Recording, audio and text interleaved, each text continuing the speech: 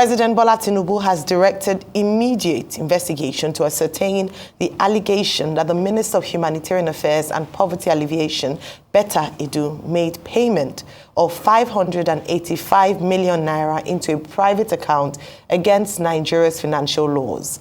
The Minister of Information and National Orientation, Mohammed Idris, in a statement on Sunday, said the president is determined to get to the root of the matter and unravel the truth. According to Idris, the president promised that appropriate action will be taken to ensure that any breaches and infractions are identified and decisively punished, in line with the administration's commitment to public accountability and due process. The statement advised citizens to exercise patience on the matter while the investigation lasts, assuring that the findings will be communicated duly and transparently to the public. As the alleged financial scandal in the Ministry of Humanitarian Affairs continues to make headlines in the country, a fresh memo has surfaced revealing how the ministry approved funds for flight tickets and airport taxis for the minister's team from Abuja to Kogi State, even when there is no airport in the state.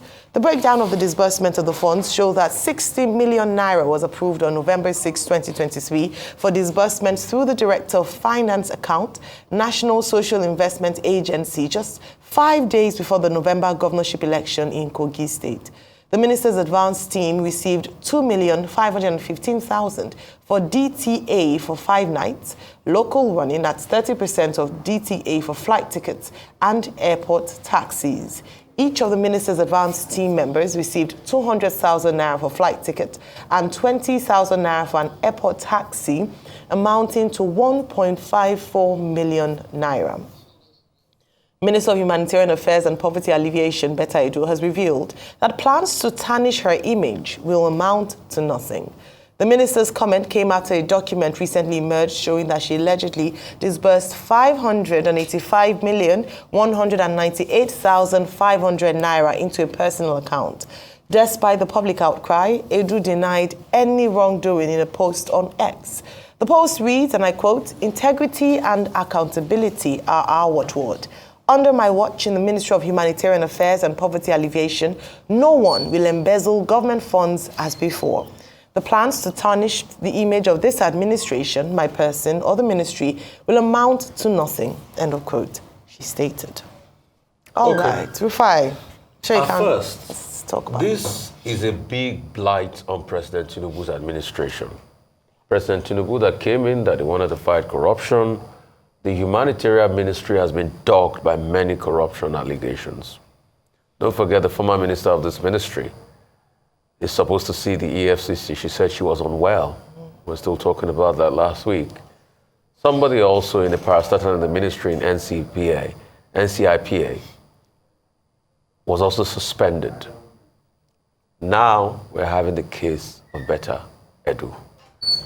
We cannot pass judgment because the federal government, through a message, through the Minister of Information, has come out to say that they want to handle this, so they're going to investigate. But we want to see the end of the investigation. And President Tinubu needs to save his face and save his government by ensuring that the Minister of Finance, Wale Edu, does that speedily, so we can get a response to all of these things.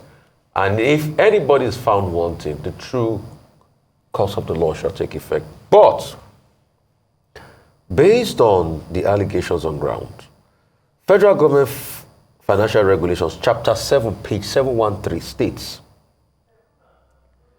personal money shall in no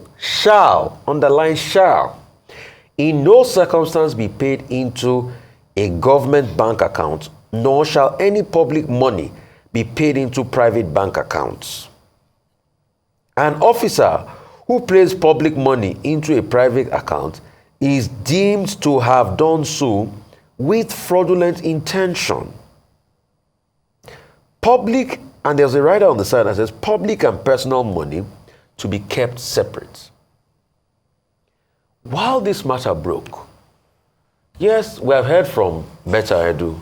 Integrity is a watchword. In some case, she's been fighting corruption. Corruption is fighting back. But the Accountant General, Office of the Accountant General of the Federation, threw under the bus by saying we told her. that we're not going to honor such payments. So when the Office of the Accountant General throw under the bus, it speaks volumes. And that's why I say this is a blight on President Tinubu's administration. This will dog President Tinubu's administration. It will be a focal point in President Tinubu's administration. If President Tinubu really wants to redeem this administration's image, he must have a complete probe. Because this is the only one that the document leaked. How about the other one she signed for? Just like another one that leaked over the weekend about traveling to Kogi with an airplane where there's no airport there. Or maybe there's an airport there, we don't know. Maybe there's an airstrip there, we don't know. So that has also come out. How about the other ones? And more documents are going to come out. What about the ones that are happening that we don't get to see? Probably this one, somebody leaked it because they had interest in it and they wanted to make it public. So there must be an holistic review. We can't be complaining that Nigeria does not have money and we hear money is being filtered away and paid into people's account. Anyway, it's just subject to the investigation that the government will do and they will give us a report on it. Yeah. But my problem with government, but I will give President Tinubu's administration benefit of doubt, is that hitherto we have reviews and investigation. They write white paper and they throw it under the carpet. Just like I'm asking government, the white paper on the NDDC that ought to have been issued, where is it? Are the recommendations followed? I've been asking that question for 2 days now. Nobody's answering me. So we'd like to see the end of this. Also, I'd like to enjoin all of us. Let us wait till the investigation before we say a lot. Better, I said, our enemies are against her. Yes, but I have pointed according to the law that you cannot pay public money into private accounts. It is not done. So we even like in this audit to know all of these transactions. Okay, so somebody is telling me here that please, Kogi has an airport at Adago near Ajaokuta. Also, Obajana Cement has for Dangote. Maybe they landed there. Okay. It's a caveat. We need to get more rounded facts. So maybe that was where they landed. But all that documents needs to be thoroughly probed. And we need to see the end of this matter. And justice has to be done. If after all the investigation, Betta is exonerated, Betta is exonerated. If after the investigation she's not. But I don't believe in us slandering people in the court of public opinion. Since the government has said they're going to investigate, yes. But the optics tarnishes the image of this government. And more has to be done. All right. So, wow, it was a very interesting weekend, Rufai. Beyond the weekend, I think it's instructive that this same ministry, even though under a slightly different name in the last administration, was in the news last week for similar or issues around investigation into corruption activities under that ministry. We've said it a number of times. In fact, when we had Dr. Betta Edu on the show in the early days of her appointment, we had asked if she was going to probe the activities of the previous administration and her predecessor, because that's the first time we had the Ministry for Humanitarian Affairs. And what she had said was that, she didn't really speak to that, just about the fact that she was hoping to move forward and execute projects, and that under her own tenure, the ministry would be as transparent as possible. We posed questions around the conditional cash transfers, allegations around, suspicions around the National Social Register, and a few other things, which she said and assured Nigerians right here on the show that under her own tenure, she would be a lot more transparent and things would be done properly. In the last few months, by the way, her inauguration as minister was on the 21st of August. So she's been in that role for about 4 months, January 21st to make it 5 months. Under that time, we have heard of disbursement of funds. even though there was scrutiny around that, because the process still seemed quite transparent, despite the fact that this administration said they'll do better and do differently. Now let's go back to the case on ground. A memo was leaked from her ministry requesting for the sum of 585 million naira to execute some projects to be paid into the private account of one Onielu Bridget. Now, Rufai has already outlined the stance in terms of legally whether or not an MDA, that's a ministry, department, or agency, can transfer money, especially that bulk amount, into a private account. On the surface of it, it looks very, very suspicious.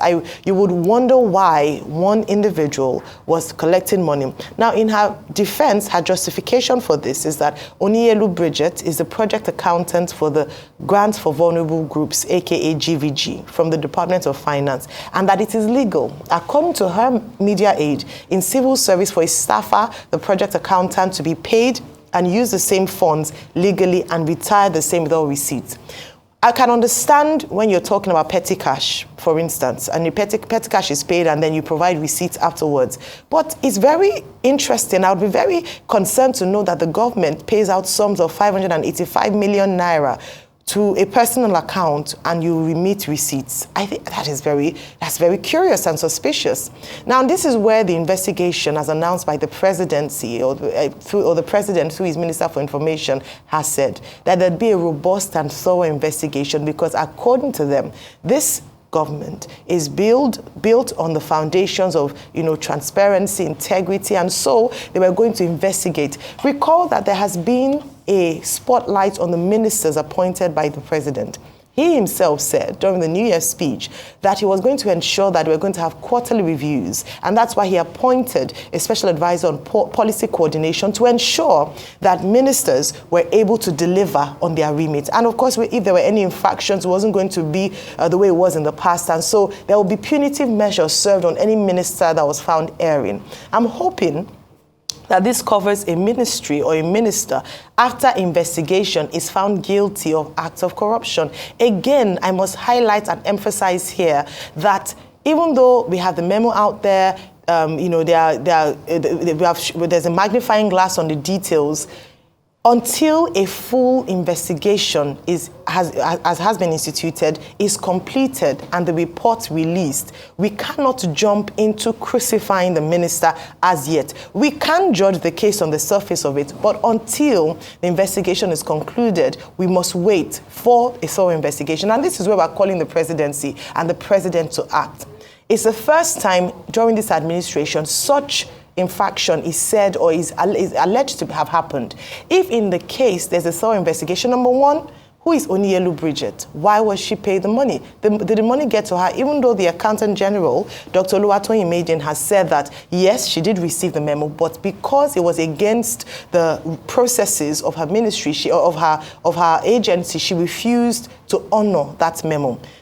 Was the money paid out? Was it just a request that was made that wasn't honored? That's one. Number two, let me play devil's or better's advocates this morning. Let's assume that she's just coming to office, and so she didn't understand the processes and procedures of how ministries are meant to request funds, what should be done and not done. However, if this happened before the ministerial retreat, we'd say, okay, she was unaware, let's cut her some slack, she's just coming to the office, and maybe she made a mistake. But they've gone through a ministerial retreat. Her department must have gone through training. I want to assume that there were trainings, and Dr. Batia talked about, Rufai, in detail what some of the things that happened at those ministerial retreats. How to write memos, how to request for funds, the do's and don'ts of that ministry, and the likes. So that's unfortunately against her, the fact that she must have been trained as to what is procedure, what is the right process, and perhaps she didn't adhere to it. That's an infraction on its own.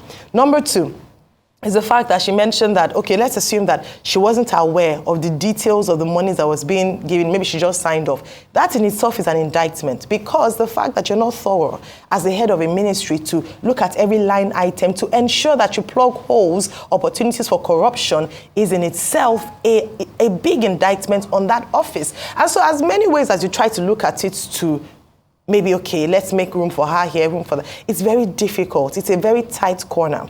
However, I do believe that the thorough investigation by the president will reveal, and I think this is also important because it's not just for the Ministry of Humanitarian Affairs and Poverty Alleviation, it's for other ministries to take note. The reason why people like the PD or groups like the PDP, SERAP, spokespeople and civil rights organizations have come out very strong, including lawyer Femi Falana, to demand a probe and to ask that if indeed she's found guilty, she is made to face the full wrath of consequences. It's because we must end this cycle and culture of corruption in MDAs. In only 4 months, we are looking at over £500 million naira in a nation where the people are suffering, and we are talking about the fact that people cannot eat 3 square meals. The same ministry that is supposed to respond to the needs of the most vulnerable Nigerians is where we're seeing this kind of action. If in the end we find out that this issues occurred, then there must be very heavy penalty and punitive measures. In fact, some people have suggested that perhaps the minister steps aside whilst the investigation is being conducted, just on the strength of the fact that she approved a memo or instituted a memo that went out for that sum of amounts to go into a private account. That in itself calls for a suspension. That in itself. So there are many things to discuss, and I do believe that there will be many things that will be unveiled. May we get to the bottom of this matter. May all those who are culpable be brought to book, and we don't just want audio announcements of investigations. Also, transparency. We must get the Nigerian people to know the end of what the matter is, what the investigation is about, the reports following the investigation, and what the president will do in the event that she or anyone is culpable or found guilty of any kind of infraction or corrupt activities. These are questions that we must respond to, and I think that Nigerians are waiting. This is the first from this administration, and the action would tell Nigerians just how transparent and anti-corruption move this administration is. It would send a very strong signal, not just to Nigerians, but also to the international community. I think that is very important. Move on to our next story. A new United Nations World Economic Situation and Prospects report for 2024 has stated that Nigeria's increasing public debt, persistent inflation, as well as its rising cost of living pose serious risks to the country's economic growth this year. Nigeria currently has an inflation rate of 28.2%, and as of Q2 2024 had a public debt of 87.38 trillion naira. That's from 49.85 trillion naira in Q1. According to the Nigerian Bureau of Statistics, NBS, the UN report also projected a slight increase in Nigeria's growth rate from 2.9% in 2023 to 3.1% in 2024. The WESB is a report produced by the United Nations Department of Economic and Social Affairs, UNDESA, in partnership with the United Nations Conference on Trade and Development, UNCTAD, and the 5 United Nations regional commissions. According to the document, policy reforms enacted by the government of Nigeria in 2023, especially in the hydrocarbon sector, contributed to a moderate improvement in the country's growth prospects for 2024, with a 3.1% gross domestic product growth forecast. Okay. So one thing is certain, we can't deceive ourselves. Nigeria is in dire economic straits. Most of this exacerbated by many factors, both external and internal. External, the circumstances in the world, wars here and there. Internal, not well thought through decisions. Very hasty subsidy removal and trying to sort of like adjust the exchange rate and devaluation of the currency. Also, very terrible economic decisions being made across board and not being able to solve the problem speedily of our economic malaise. In all fairness, at least, we celebrate them for paying some money to the airlines. Part of the money is owed. But there's been a general economic malaise coupled with various allegations of corruption and mismanagement and misappropriation like we just talked about. And that's why inflation has inched up to Over 28%. I'm sure when we see the numbers for December, it will be definitely, KPMG will have been right because of the percentile at which it grows. And we've not been able to stem inflation. We've raised rates. We've not even done monetary policy meetings at a point. And that continues. We're having that, we're not having economic growth, we're having a proper stagflation. There are no jobs, no growth prospects, very low. Population growth, high. Economic growth, low. So we have a cocktail of issues. But how do we meander through this cocktail of issues? Number one, leadership and taking forthright decision and being transparent with the people and letting them know what is going on. You can, as a government, not tell the people the truth about the subsidy. Are you paying subsidies or not? Even if it's a smidgen you're paying, let the people know that you are paying.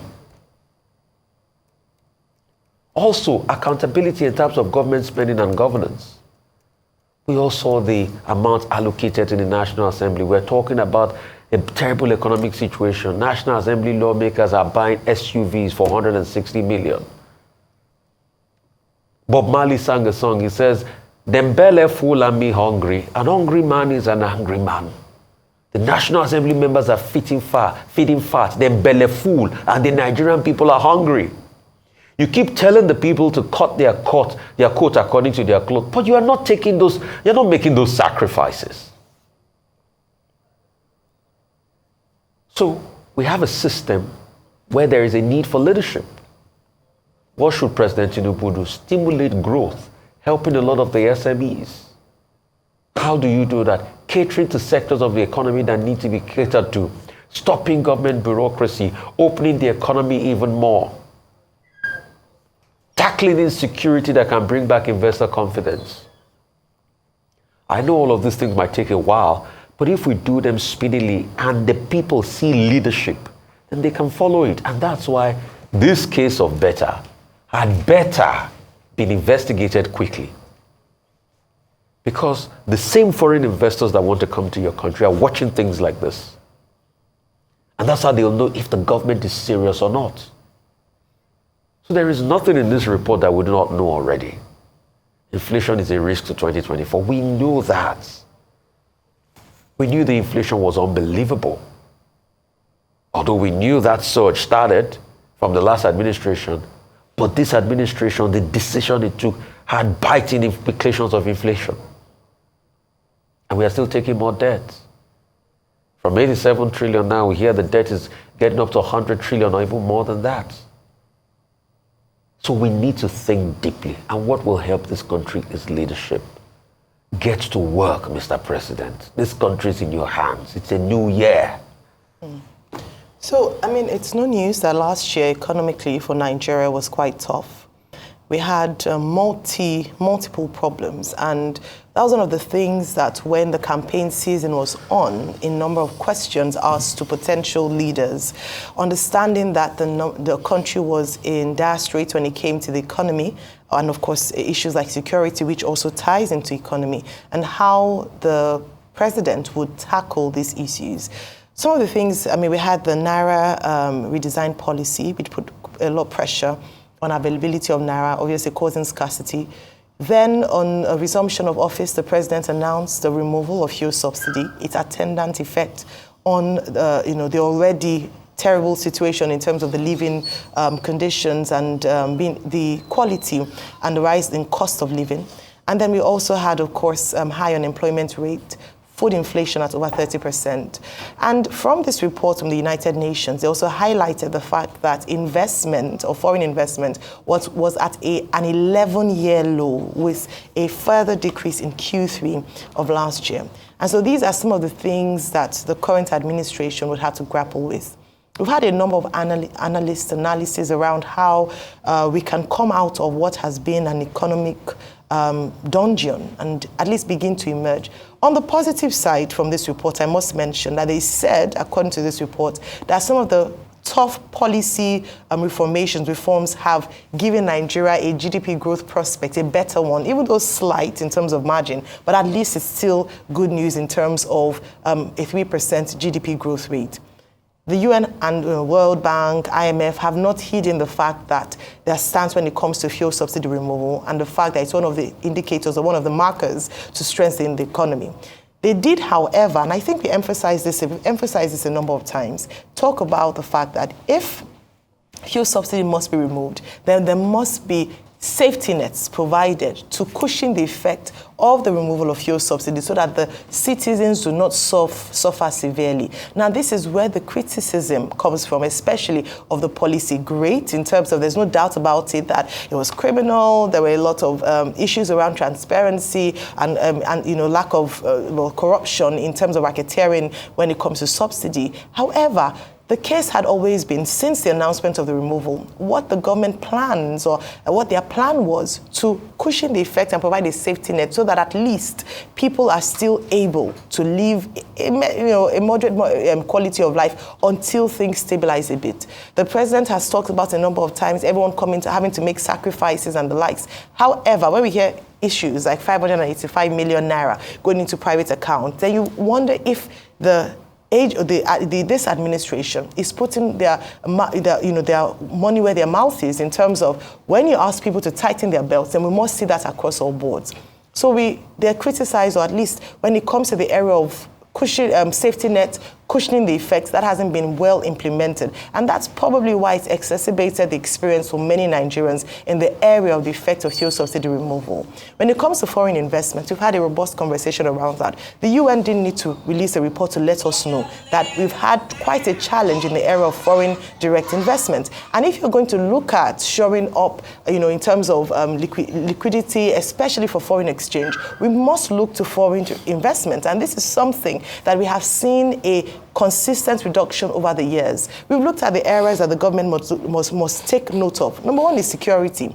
And in the past few weeks, we have championed the cause of security, talked about the lack of security in certain areas like the Middle Belt, in fact, across different regions in Nigeria. And that no matter how much you announce the fact that Nigeria is open for business, which we agree with, we want you to come with your business, the government must also show the body language that we are indeed ready for business by tackling very decisively and very strongly the issue of insecurity. No one will bring their money when there's instability, especially in the area of security. Something else that was highlighted was a lack of enabling environment for businesses. I must give kudos to the last administration and the Office of the Presidential Enabling Business, Business Environment Council, PEBEC, led by Dr. Jumoke Odowole. They did quite excellently in the last administration in the difficult terrain of making the business environment a bit more conducive. However, there must be more. There are multiple agencies when it comes to this, and if you look deeply into the activities of the Enabling Business Secretariat, you would see that when it comes to even things like taxes, customs, multiple taxation, bringing people together, the president must continue to do this work to ensure that businesses thrive and we don't see divestment, not just from international organizations, but even businesses within Nigeria closing shop because the environment or the business environment is too toxic. It's too tough for businesses to thrive. These are areas that this administration must look into. They also looked at the issue of inflation, and Rufai, you rightly mentioned it. There was quite a bit of buzz around who would become the next CBN governor, because that role very critical to maintaining, to stabilizing at least economic activities, especially in the area of inflation, the MPC, and different meetings like that. But unfortunately, it seems almost like he's had quite a slow start to inspiring confidence in the trajectory of the economic realities of Nigeria. And that's another area that must be looked into, alongside with the Minister of Finance and coordinating Minister of the Economy, to stimulate the Nigerian economy again, so that at least we can come out of the doldrums of what the last administration had put us into. So these are very pertinent conversations that must be had. Again, the UN has just highlighted what is already obvious and what we've talked about a number of times. And I'm glad that we have Mr. Paul Alaji joining us later on to discuss a few things around the budget and, of course, the economy. So perhaps we'll delve in deeper into that conversation. But, very grateful that this has been highlighted this morning. But the first thing I must mention is that it wasn't all bad news. The first thing is that policy reform that this administration was praised for helping Nigeria have a better projection in terms of the GDP, which is at 3.1%. So that's a pass mark. But then the way it was implemented and how it was handled and other critical things that are currently plaguing the economy must be looked into by this administration. And we're not going to cut you any slack because the president did say that he knew what he was coming into. He knew what he was getting into. He knew how bad the situation was and was ready to take it on. So bring it on, Mr. President. We'll continue to hold you, to account until we begin to see some positivity, especially in the Nigerian economy. Move on to our last story for this morning, and that is that the Minister of the Federal Capital Territory, Nyesom Wike, says soon the public will know who is in charge of the affairs of River State. Wike said this during a program in Bera Gokana local government area, River State. He says it is wise to make positive impact on people, even as he urged members of the public to ignore anyone who is making a loud noise. It is good to make an impact in the life of people. Forget about these hungry noisemakers on the road. When the time comes, we'll know who is in charge or who is not in charge.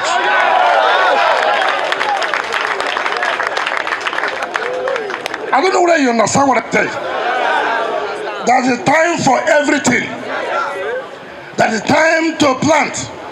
There's a time to harvest. We have no time for politics.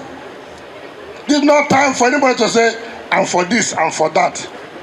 We have not reached that time. When the time will reach, we will know who is there, who. If he didn't dare, he didn't dare.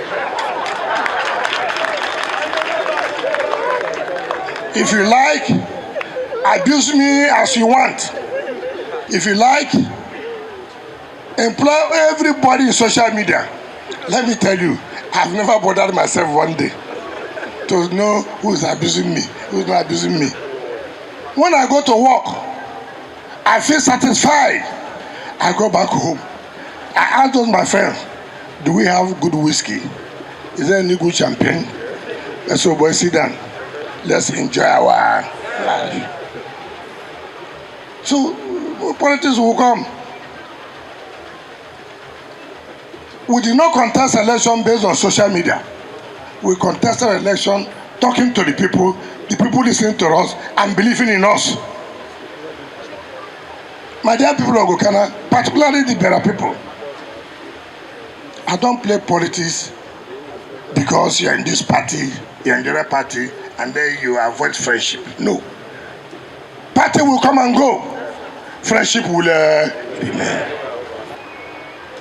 I have no regret when I stood by with my colleagues and friends that this is the period the presidency must go to the south.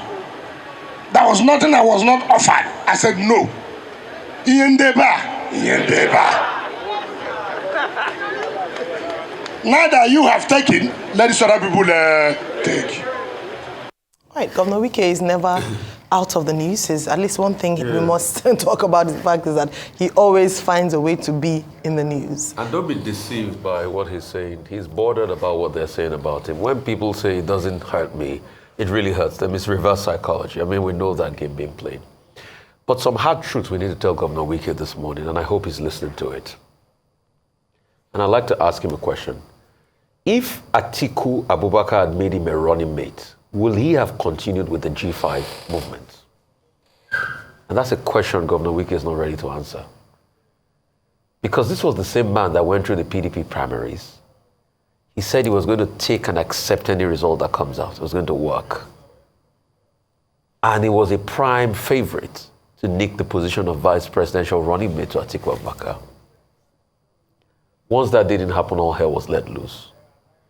We can't keep having politicians that feel that it must be my way every time. Exactly what is playing out in River State.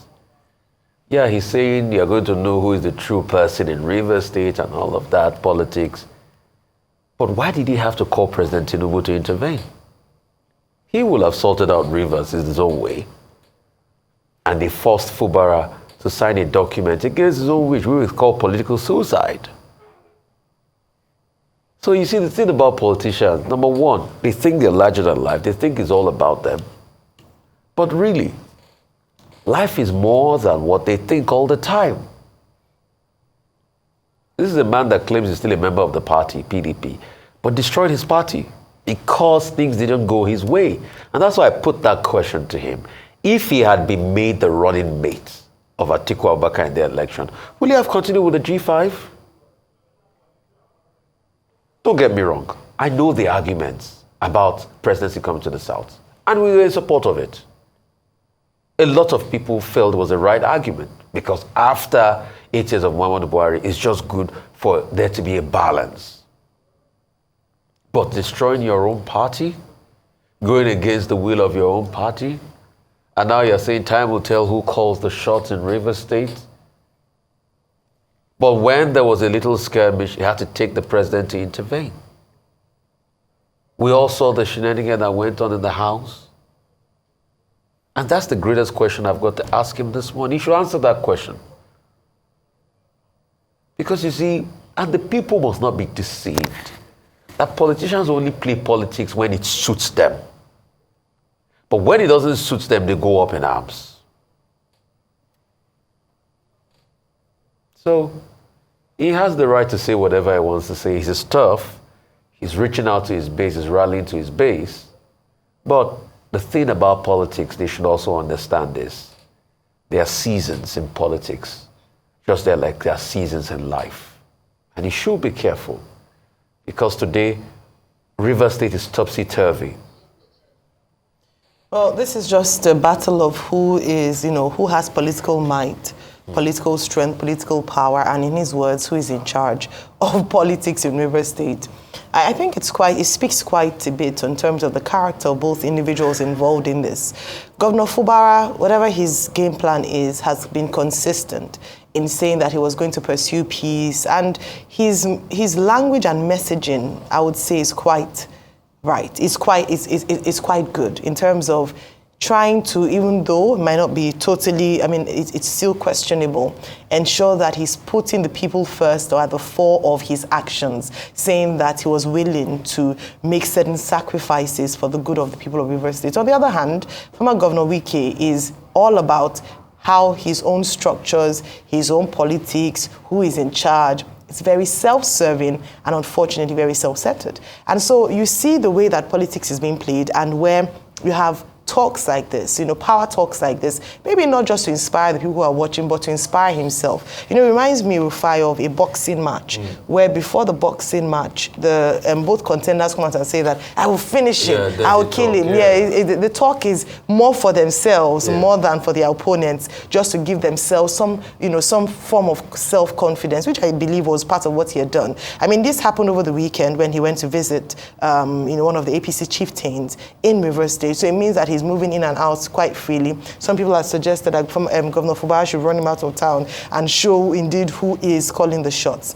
I think for me, deducing out of everything that's just happened is the body language of both men. One, speaking consistently about pursuing peace in interest of the people, and the other consistently speaking about how he is in charge, how he must protect his structure, how he must work what is best for himself.